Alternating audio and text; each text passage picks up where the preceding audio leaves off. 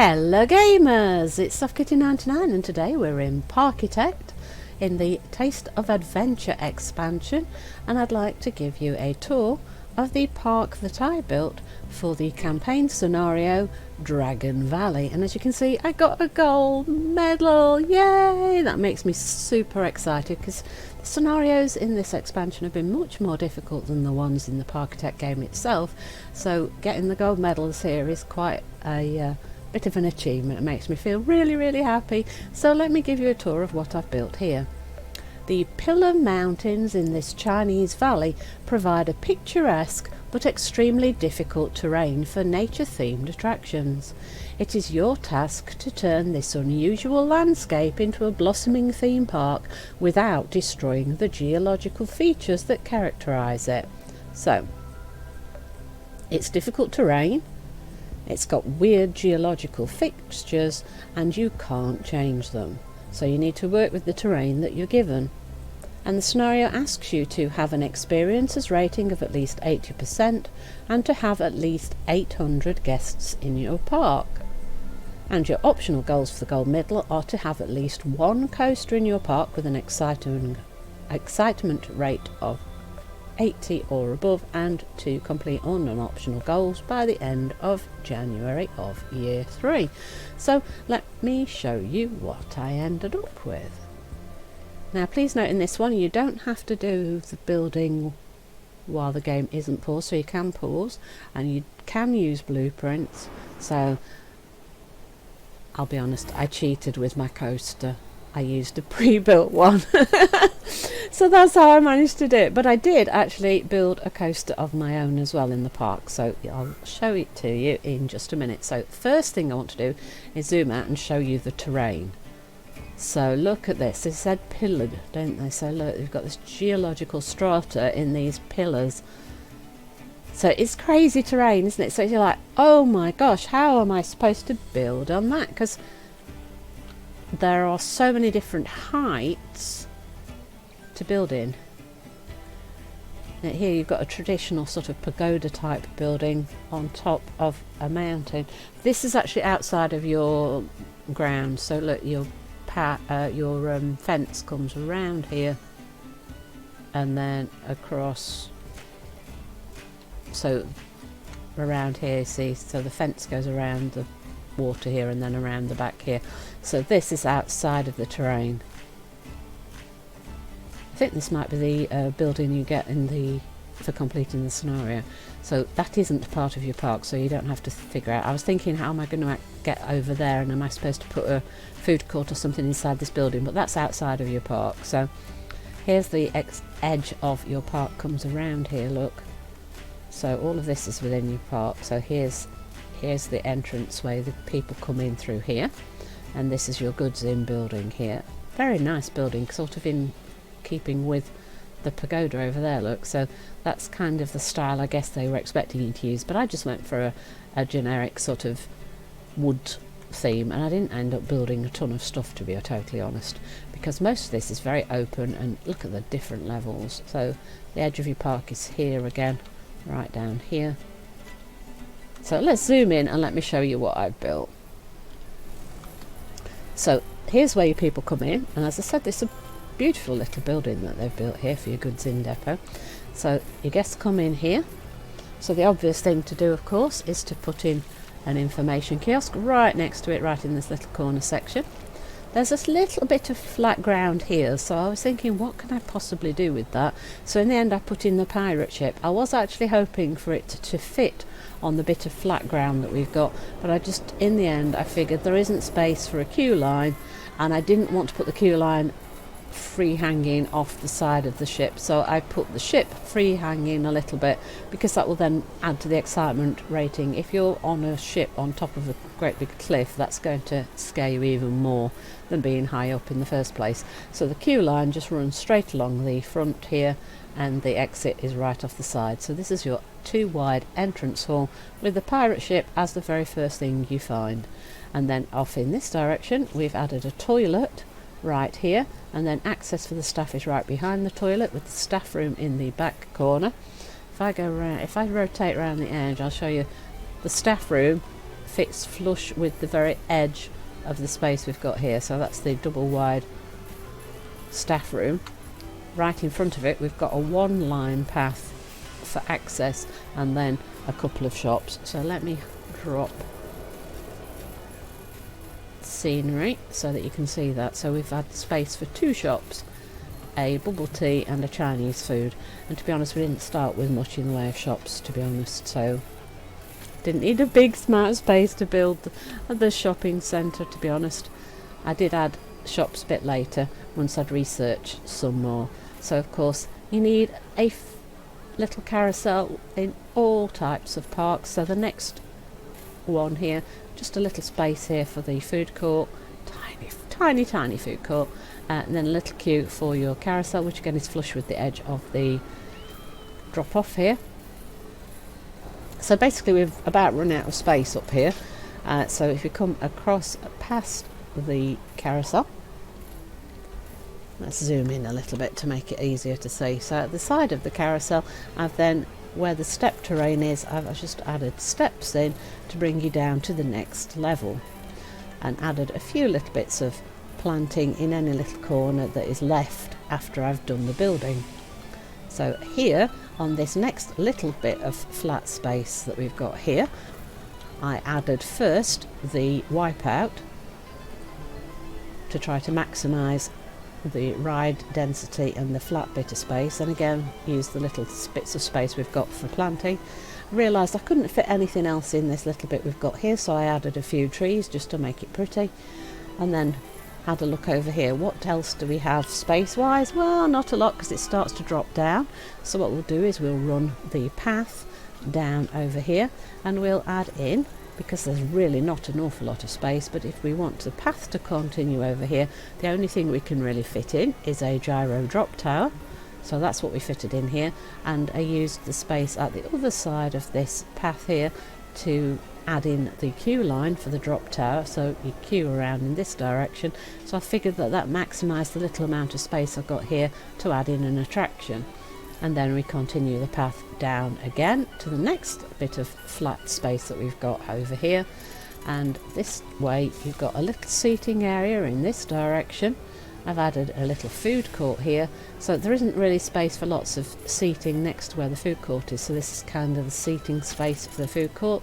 And then of course you've got this view out over this beautiful terrain in this direction from your little seating area. If I rotate around here, whoop, you can see the seating area a little bit better. I've added in some toilets here, and then we've got the food court right here. In this food court, if I drop down the scenery for you, I'll show you which ones we've got in here. We've got the bubble tea and the Chinese food again, and we've got a trash chute, and we had to run the piping through for the delivery building here as well. So again, we've not got a ton in the way of different food, but I did leave space to be able to add another one later, but I didn't need to because we managed to finish. And on this level also, now we've got a path leading up a little bit to a slightly higher section again, and this is where we've dropped in a pre-built ride, a steel coaster state. So if I zoom out a little bit, you can see this is a pre-built coaster. It's one of the ones in the building section. I figured let's get in a coaster that meets the requirement from the optional goals. So I just put that in, and I was really pleased to find a coaster that actually fit this little bit of flat land that we've got up here, so that made me really happy. So we've zigzagged our queue here, so you've got to exit there and the queue in around here, and then riding up here. The queue itself, as you can see, the flat section is on the land where the ride is, and then we just had to extend the steps up off the edge in order to be able to fit it in. I've just used the little pavilions to make a very simple station on this building. And then if we go the opposite direction past the food court, let's twizzle around. This is actually quite hard to see, so you come in front of the food court and you come down this really steep path here, right down this very steep path. Now this took a little bit of finagling to fit this in, so you come down the stairs and then you've got a little tiny walkable area here, you've got access to a teacup ride going in that direction, and the teacups are right up against the edge of the fence line for your property right here, and then you exit right onto the very end of this little tiny path, and the entrance over this way to the twister, and then the exit is one square to the side of the stairs to go back up. So we just managed to fit two in. You see there's the edge of the park right there at the side of the twister, so we add a few little plants at the side just to make it a bit pretty here and there, look, and a few more plants and trees here for the teacups. And as you can see, that's the edge of our property line again over here, and the cliff is just one square away from the edge here, but you see the booth to pay is right in the little corner of the edge of the cliff face. So, and the rocks are right behind it for the cliff face, and the path just with the stairs just goes right along the cliff face. So the layering for going up and down the terrain is quite pronounced. You can see how steep that is to get down, and to be able to just fit two rides in there was really cool. So there's our coaster, and back all the way back up to here, back to right next to the wipeout.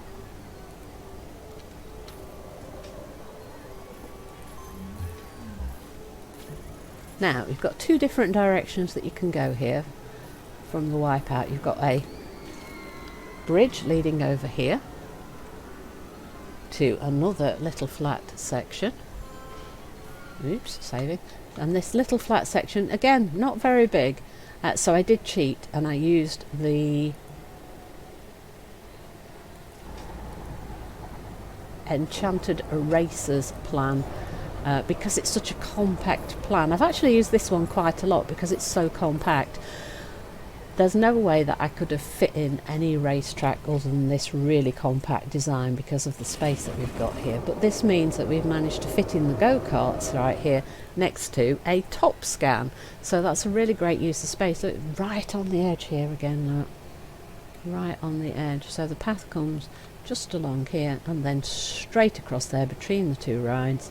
So you go into the queue for the top scan and back out here, and then you go in and out of the queue here for the go-karts right here. You go in here and out here, and added a few plants just under the edges. You can see that this actually does drop off just off the edge right there, look, but it's supported all but one little square at the edge, so that's just really utilising every last inch of the space that we've got there. Otherwise, to be honest, the only other way to fit in this go-kart track would be to go all the way down the floor here and kind of wind it around the pillars, which actually might be a good way to do it if you can find a route. I think you could possibly go around this pillar, maybe even up and round here. Maybe you could fit it in like that, but I don't know. Anyway, back to the wipeout, back across here. In this direction, you've got a path that goes through the pillar here and comes all the way across. I've extended it onto this little pillar here for like support, and then back across here. And again, we've got multiple levels of terrain again here. So on this flat section, as we come in here, I've added the top spin. No, we've already done top spin here. So you come in here with the path, and then you come across the queue for the top spin is here. So you go in here and out here, and then over here you go in here and out here for the turbine. And again, because they're right on the edge, sticking off the edge of the cliffs, it gives you this big drop-off feeling as you're spinning. So I think that would be very, very exciting. And then if you go off the side, you can go up onto this slightly higher section for what I would class as the family coaster.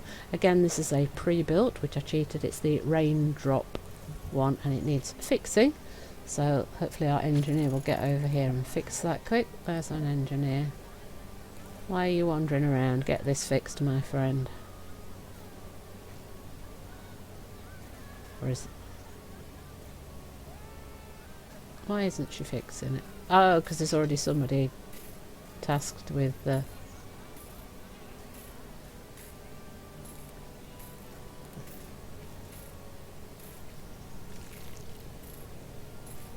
There's already somebody tasked with doing it, that's why. Right, so next job. That's this little section that we've got here. As you can see, I've used all this sort of candy pinks and colours to keep the theme all kind of together, all gumdrops and things. And then the final place that I haven't shown you is again off this bridge that goes through this pillar, but this time I've built stairs down to this other section here. I was hoping to get a flat ride to fit in this space, but so far I didn't manage to research something that would actually fit the space. So we've added a toilet and a little coaster, and this is the one that I built myself. So it's an inverting spinning coaster, and the stats didn't quite work out very well. This was what I was tweaking when we completed the scenario. So it's too extreme. The excitement rating's pretty good, I think. The nausea is pretty good, but the intensity is just that little bit too much. What I did try to do was follow the terrain, and I think perhaps that I overdid it a little bit with following the terrain. Just made it that little bit too exciting because I wanted to follow the terrain. So let's follow the next one out as it comes out of the station. So I use that inverting section, the twist here, that I can't remember the name of it, where it twists you upside down and twists you back out. I love that little move thing, so I tend to use that too much perhaps, so we'll give it some more thought. Right, so we come out of the station and we twist, and then we've got this big drop off, down and around, and then a big loop. So I think perhaps that was just a little bit too much speed in the drops for the people, and because they were spinning, perhaps it was just that little bit too much. So definitely need to investigate the building of the coasters a little bit more as we go, but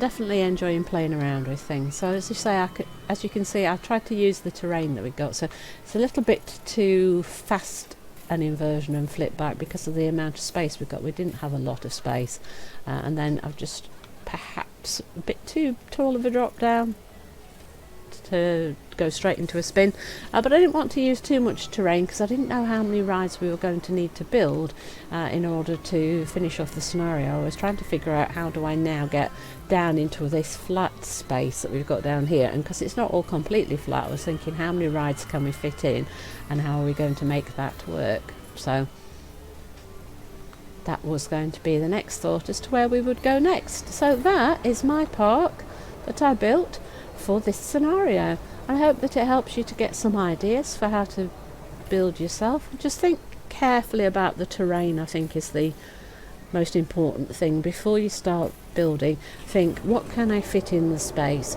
How can I best use the flat bits of space that we've got? And can I use the terrain to my advantage for things like coasters and travelling rides and things? And then just go with it from there. Hope you've enjoyed today's episode. Please don't forget to like, comment and subscribe, and I will see you in the next one. From SoftKitty99, goodbye and happy gaming!